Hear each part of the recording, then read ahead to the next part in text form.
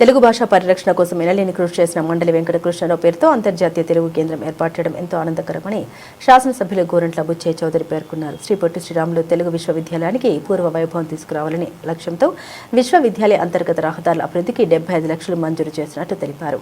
శుక్రవారం ఉదయం శ్రీ పొట్టి శ్రీరాములు తెలుగు విశ్వవిద్యాలయ ఆవరణంలో సంగీతం, నృత్యం, పరీక్షల కేంద్రాలు మండలి వెంకటకృష్ణరావు అంతర్జాతీయ తెలుగు కేంద్రానికి సంబంధించిన విభాగాన్ని శాసనసభ్యులు గోరంట్ల బుచ్చయ్య చౌదరి, ఉపకులపతి డాక్టర్ డి మునిరత్నం నాయుడు కలిసి ప్రారంభించారు.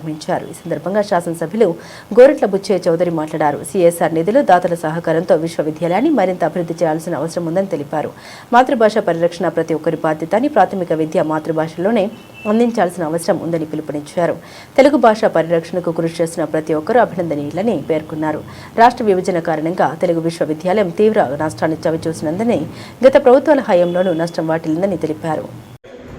ఏర్పాటు విషయంలో గత సంవత్సరం అంటే 2024 ఆగస్టు 5వ తేదీన సారు వాసు గారు, నేను ముగ్గురము అసెంబ్లీలో కూర్చొని దీని మీద ఇది ఇక్కడికే కావాలి అని చెప్పి 3 గంటల సేపు దీని మీద డిస్కస్ చేసి దీన్ని ఇక్కడే పెట్టేదానికి నోటు ఇమ్మని చెప్పి వస్తే ఆ నోటు బేస్ చేసుకొని మనకు 23/5/2025వ తేదీన పొట్టి శ్రీరాములు తెలుగు విశ్వవిద్యాలయం రాజమహేంద్రవరం ప్రధాన కేంద్రంగా ఆమోదిస్తూ ప్రభుత్వం, ఆంధ్రప్రదేశ్ ప్రభుత్వం జీవో ఇష్యూ చేసింది.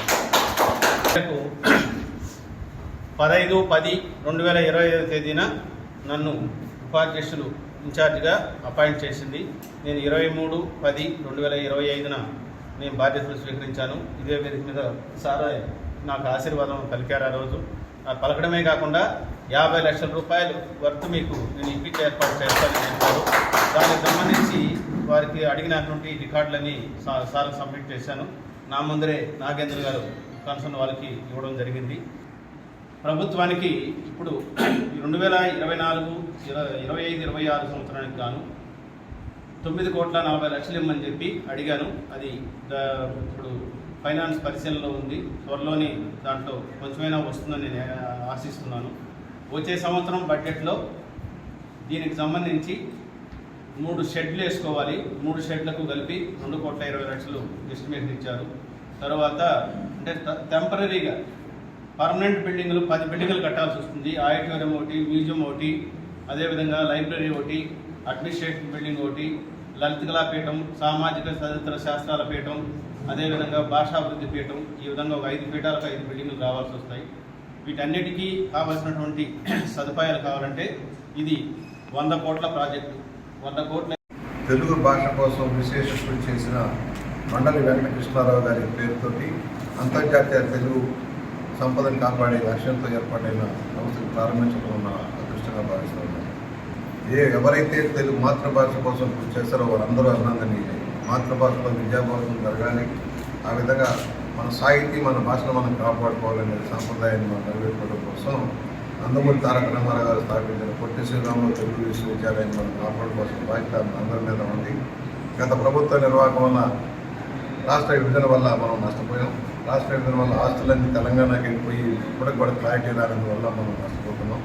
అయినా కూడా మా అందరి కోరికలు మన్నించి లోకేష్ గారు, చంద్రబాబు గారు నిర్ణయించి దీన్ని మళ్ళీ పునఃప్రారంభించాలని నిర్ణయం చేసి బీసీగా అనుభవజ్ఞులైన నాయుడు గారిని ఇక్కడ వైస్ చైర్మన్ వేశారు. అనేక ఇబ్బందులు ఉన్నాయి. ఏదో తలమూలాలు ఇచ్చాం, తను సామన్నట్టుగా సమస్యలు ఉన్నాయి. కష్టపడతా ఉన్నారు. అయినా దానికి మా సహకారం అందించాల్సిన అవసరం ఉంది. నాకు బాధ్యత ఏమైందంటే రూరల్ నియోజకవర్గంలో రామారావు గారి పుణ్యమాట అనేక సంస్థలు ఉన్నాయి. చాలా సంస్థలు ఈతి బాధలతో ఇబ్బంది పడుతూ ఉన్నాం.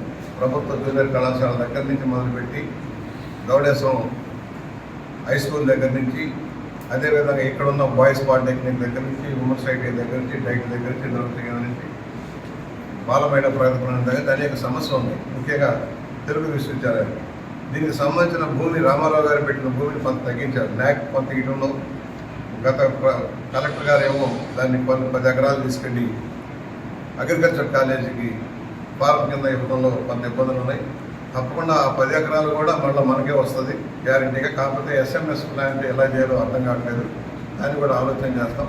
అది ఆల్రెడీ 12 కోట్లు శాంక్షన్ అయింది. అది కూడా ఉపాధి కల్పించే లక్ష్యంతో ఏర్పాటైంది కనుక దాన్ని కూడా ఆలోచన చేసి మేము చెప్పాం. యూనివర్సిటీకి ఇబ్బంది లేకుండా రైట్ ఏమన్నా నేను బీసీ గారు కూడా మేము చూసి దాన్ని క్లారిటీ చేసుకుంటాం. వాళ్ళు ఏదైతే నేను మాట ఇచ్చాను, ఒక 50 లక్షలు నేను రేట్ చేస్తాను. ఇప్పటికే 75 లక్షల రూపాయలు